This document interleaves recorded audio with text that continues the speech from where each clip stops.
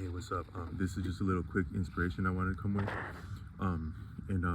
Thank you for anyone landing on this channel, or anyone that's been following this channel to any degree, up to and including subscribing. But just any view is really really rock solid, and I feel really strong about each view that I see on any video, because I've said in other videos that I don't look into the analytics of the channel, except for the views, and so that's what I'm gauging, like the traction on.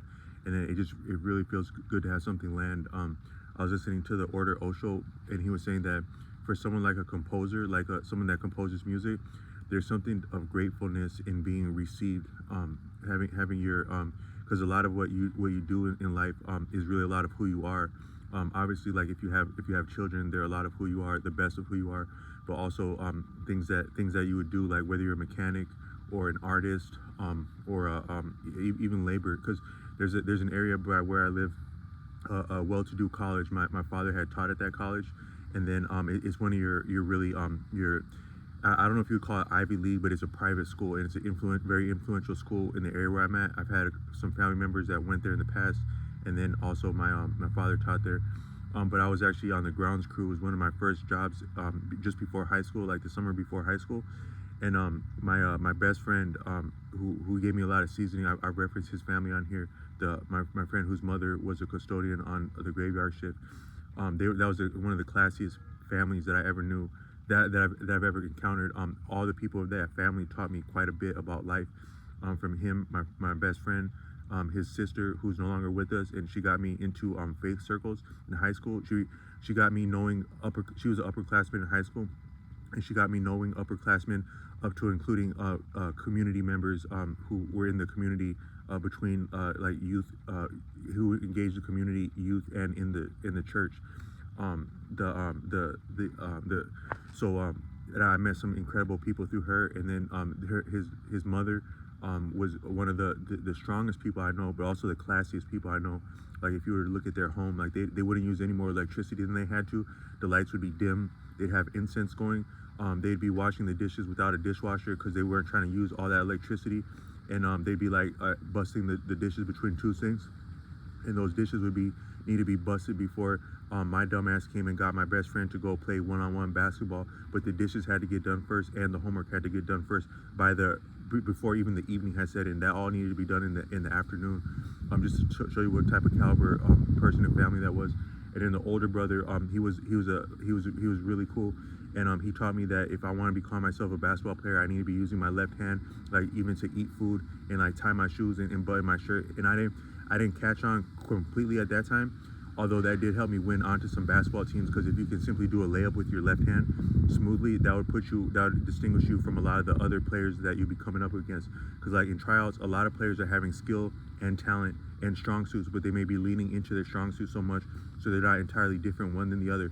But if you can do a lot of that as good as them, likely if you're interested in playing and you play a lot, but then you also have consciously put effort into developing your left hand, that is your weakest part. So you could say, so you're in a basketball tryout, and what is the coach looking for? The coach may be looking for exactly what is the weakest part of any person's game, and what attention have they put to that weakest part. That's actually the strength of that player, and that's also the strength of the team, because the team would be no stronger than the weakest member. That's just a little game for life. But he got me up on using my left hand, and I didn't really catch on with that more so until I was actually an adult. I was considering different professions that would be very critical and require a lot of skill. So I started using my left hand, employing my left hand consciously about 12 years ago. And then I would have like jobs like at like pizza stores getting slammed, and I'd be using my left hand that whole time. And I got a little bit of I got the kind of like the kind of props and flowers that people aren't trying to give someone, but that someone would be like, damn, I think that fool had been a ninja, or like, damn, that's a badass. And it wasn't like to prop me up, but it's just like, if you can actually focus on your weakest part, it can make you pretty strong. But a little bit digress, but that school, so that my friend had an inroad in that college because of his family. And then at the end of the summer going into ninth grade, he got me a job for 1 month as a grounds crew. And we made bank that month, because we were boys, but we were working long 8-hour days on grounds crew, with a little bit higher wage than would be normal, like at that time, for like entry level skill for an adult. that on that grounds crew maintenance that summer. We put away a little bank that month right there, and I was having my mom like stash away my money for me, because I was you actually have way better habits around money when you're younger, because I wasn't trying to touch the money. I was trying to bank the money. And then later that year, that ninth grade year, I think there's a couple of times where my mom might have dipped into my money for this or that before she got around to asking me about it. And so it's just kind of funny, but um because she was handling it for you, because the banker can become corrupt in monopoly. But I love my mom, and she's always supported me, and I think that was like some real like crucial stuff she was going through back then. But we spent a lot of that money on clothes that year. So we spent all that month of, because where we were at, school doesn't start till September. We banked that whole August, and then like the couple weeks before school started, my mom took me and my best friend to like the different, we have like some of your outstanding shopping place areas, like going back to that point. And we were copying all the coolest clothes. We weren't the coldest people dressed. That was reserved for yet another tier of students that probably been banking longer than that and were smoother than that. But we were getting some traction in high school based off of our outfits, because we didn't know nothing better to be spending money on. But that's probably the best investment for maybe a young person coming into high school, is like who can rock some outfits. But when we were at that job, one time the people that worked there, they were like okay, so I'm gonna have you working on a project today, and this isn't an ordinary project, and this is gonna be something that you're gonna show your families when you become grown, that you did this. This is gonna be something significant.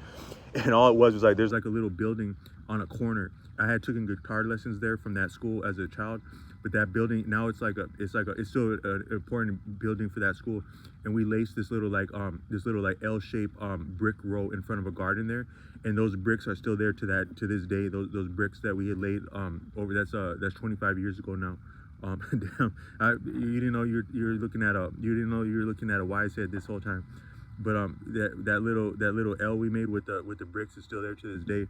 And so I actually didn't do I didn't actually do the man share that work, because just in keeping it real, there's another couple guys that, one dude was like, he was already into like sports and fitness and working out back then, and he was doing like the real man share of lifting those heavy bricks.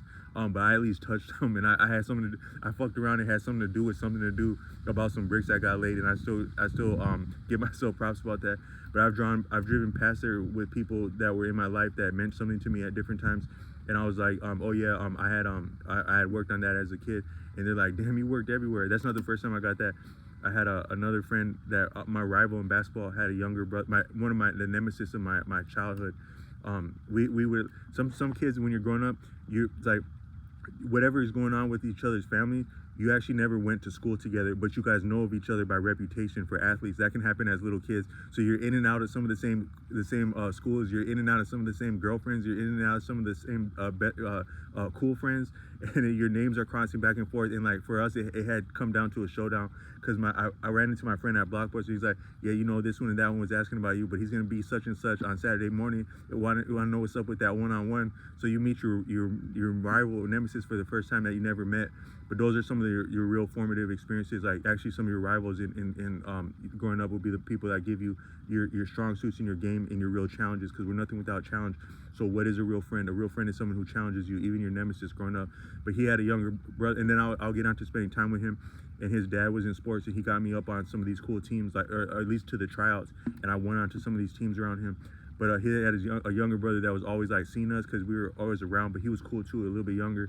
And I saw him at some other job. He's like, damn, you work everywhere, man, when we were grown. But all I meant to say is that can be some of what we give back, and so what we leave behind, and what we put our stamp on is not just not just our families and stuff like that, but like the different things that we contribute and that we're about. And I a little bit digress from where I was going with this channel, but I wanted to offer one more in that vein. And just saying that, just to believe in what you're doing, and that it has meaning, and it amounts to something, but also what you may be doing when you're doing something outstanding, it might be something greater than you that's doing that. And that's a little bit of what I wanted to talk about. That was my premise for this video, but I'm gonna come back with one more.